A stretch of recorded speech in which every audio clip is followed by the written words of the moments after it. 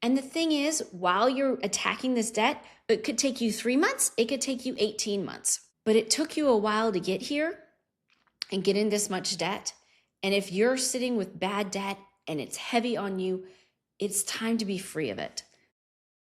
Hey, welcome to Pivot to Profit podcast. This is a 2-part series. We're going to be talking about business debt. Last episode, we talked about the emotional component of it. We've talked about how we're not going to be digging the hole deeper with big expenses. It's time to roll up our sleeves and get out of this debt. So this episode is a 4-step plan to eliminate that business debt. So step 1 with all of this is to do an expense audit. This is an activity that you can do to find anywhere from 2 to 10% of savings in your expenses on a monthly basis. This helps you protect every dollar that comes in the door and be intentional with where it goes when it leaves. To do this, get together all your credit card statements for the last 3 months and your bank statements. Put them on the table. An expense audit is an exercise that can take you 20 to 30 minutes, just going line by line in these statements. Understand, where's your money going? Why do you have that subscription? Why are you paying for 5 licenses? Oh, that mastermind or that group that you're not going to anymore, can we cancel that? Can you negotiate it? Can you downgrade? This is an activity that I encourage business owners to do on a quarterly basis. So if you're looking at your expenses on a quarterly basis, you can totally find savings. I actually just did this for Q2 and found over $400 of monthly expenses that we didn't need anymore. I just downgraded some software, made some changes in what we're doing. Look at these statements. What do you need? What do you not need? You will be amazed with the $19 charge here, the $24 charge there, the $197 a month thing. Remember that membership that you joined because it was going to help you build out a strategy or help you grow something that you're not even using anymore? It might be time to cancel that and save. And all of those little pieces add up. When we do expense audits, it's 2 to 10% of savings on a monthly basis. And that savings goes directly towards attacking your debt, not another employee, not a new marketing incentive, directly to attacking your debt. So step 1, if you have bad business debt and you are ready to be rid of it and feel lighter at the end of the month, that's where this exercise, the 20 to 30 minutes, looking at your bank statements and your credit card statements to say, where's my money actually going, will make a huge impact in your business. Like I said, quarterly basis, do the expense audit. But if you're ready to attack your debt, expense audit, here you go. It's pretty painful, to be honest, to see how much money you're actually spending on things that you're not utilizing. Step 2, when you have business debt and you're ready to attack it and be free of it, is to pause major spending. I talked about this on the last episode. Business owners love momentum. We think that the next investment will solve everything. But if debt's piling up, the pressure is big. Cash preservation wins. Delay that new hire. Delay the next large equipment purchase, the expensive consultant, joining that group, major software implementations, huge marketing launches with significant upfront cost. Ask, will this investment create cash flow immediately? If the answer is no, then it's time to wait, because you need to free up cash in your business to pay down your debt. Because if you look at how much you're spending on a monthly basis on your debt, if you were free of that debt, you'd be able to launch one of these things. You'd be able to afford that person if you didn't have $5,000 a month in debt payments. You'd be able to launch that marketing incentive if you had $3,000 freed up because your debt is gone. Pay down your debt, your cash will be freed up so that you can afford those things. Because right now, those major spendings, that big launch with a marketing firm, you are probably going to have to put on your credit card. Well, you're just digging the hole deeper. So if this investment is not going to create cash flow immediately in your business, it's time to wait. It's time to attack this debt. Step 3, if you have business debt and are ready to attack it, is to increase team performance. In most businesses, the team is your most expensive line item. And it's also your biggest asset because they are fulfilling on your products and services for your clients. But the problem is, for most business owners, your biggest expense is payroll. And I'm not here to say, go fire everyone. That's not what it is. I'm talking about looking at the performance. Look at your team. Look at your contractors. Ask, is there a way for them to complete projects faster?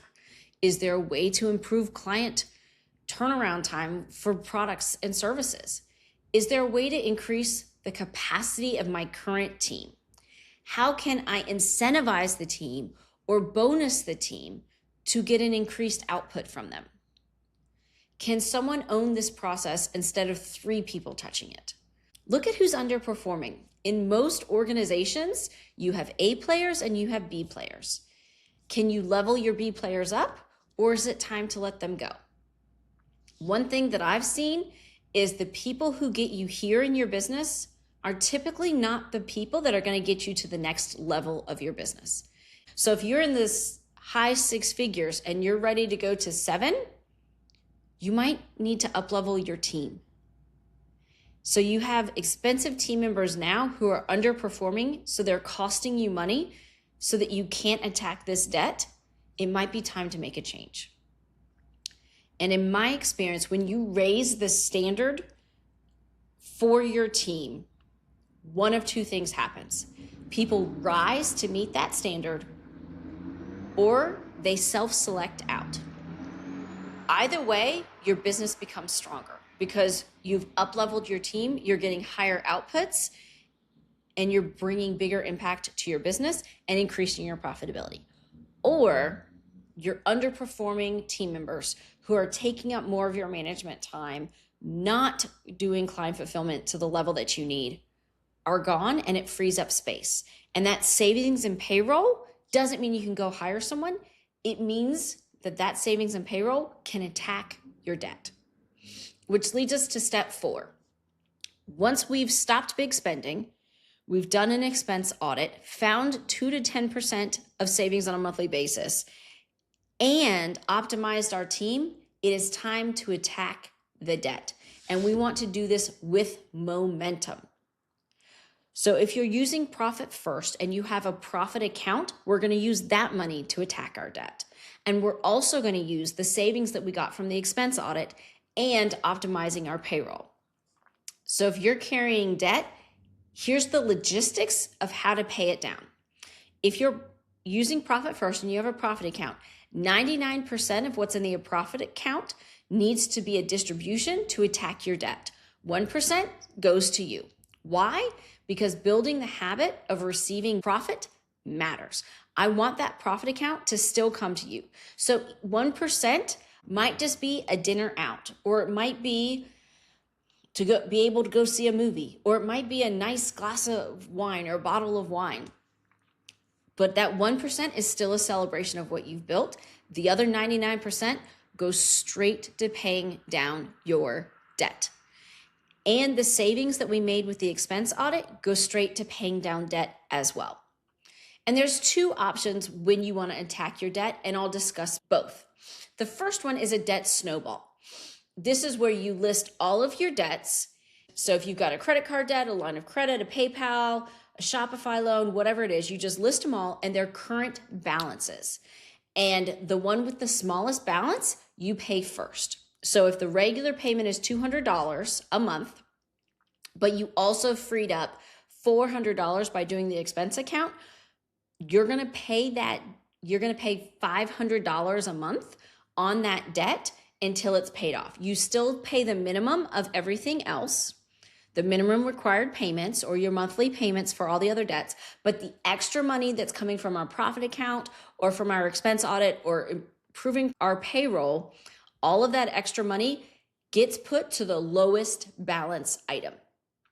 And then when it's paid off, you roll all of that to the next one. So in the example I gave, you're paying $200 a month for this debt plus an extra $300, $500. That $500 rolls to the next line item. And that item is $500 a month. Well, now you have $1,000 a month to pay it down. And this gives you momentum and quick wins. And this is great if you're that type of person. If you're the person that, look, I need a win here. I've done some hard work. I'm saying no to things. I need something to be paid off. Fantastic. The debt snowball is great for that. Just line up the items, the smallest balance you attack first. And every extra dollar that you have in your business from savings and profitability goes straight to that debt. And once it's paid off, you just roll all of that money, both the monthly payment and the additional that you're putting towards it, towards the next one. And you just knock them out, knock them out, knock them out. This is a good strategy. I've personally used this and it works. Option 2 is the debt avalanche. This is where, again, you list all your debts, current balances, and the interest rate that you're paying. And this is where you pay the highest interest rate first. So it might be your bank loan has an 8% and it's only $2,000, but your business vehicle is 12% and it's $10,000, but your credit card has a $15,000 balance, but it's at 24% interest. So you're going to hit that credit card with everything you've got. First, we're going to stop adding big expenses to it, so it's not going to go up. And 2, we're just going to attack it with all of this extra money that we've got from our profitability and our expense audit and our payroll savings. This mathematically saves you the most money with the debt avalanche because that 24% month over month adds up faster than just paying off a small loan with a small interest rate. Either strategy works. You just need to pick one. And in my experience as a business owner, I have done both, and it just depends on what you need. If you need the quick win, do the debt snowball, pay the smallest balance first. If you have some high interest rate loans, it's probably going to make the most sense to pay those off first. And the thing is, while you're attacking this debt, it could take you 3 months, it could take you 18 months. But it took you a while to get here and get in this much debt. And if you're sitting with bad debt and it's heavy on you, it's time to be free of it.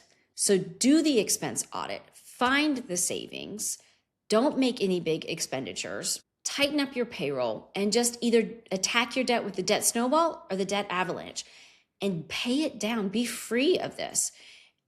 Make your regular payments on all of the debt that you have, the minimum payments required, but truly attack them with the savings. And don't forget of how all of this just builds and gives you momentum, because there's a day coming where you can sit and breathe deeper because you don't have those Shopify loans that are taking 20% of every sale you make, or that credit card actually has a zero balance. Debt doesn't disappear because revenue increases. Debt disappears because lenders get paid off. You don't need a miracle, you just need a plan. You need to protect your cash, increase your profitability, and redirect that profit with intention to your debt. One payment at a time, 1 month at a time, one decision at a time. If you feel overwhelmed by business debt, remember, you don't need to sell more. You need to be strategic and you need to be profitable. If you need help understanding your numbers, we would love to help you. Just go to pamjordan.com. My team would love to meet you so that you can understand your numbers, increase your profitability so you can attack that debt, save you money on taxes, use the cash that you have for tax strategy rather than IRS bills. Because at the end of the day, remember, it's not about what you make, it's about what you keep.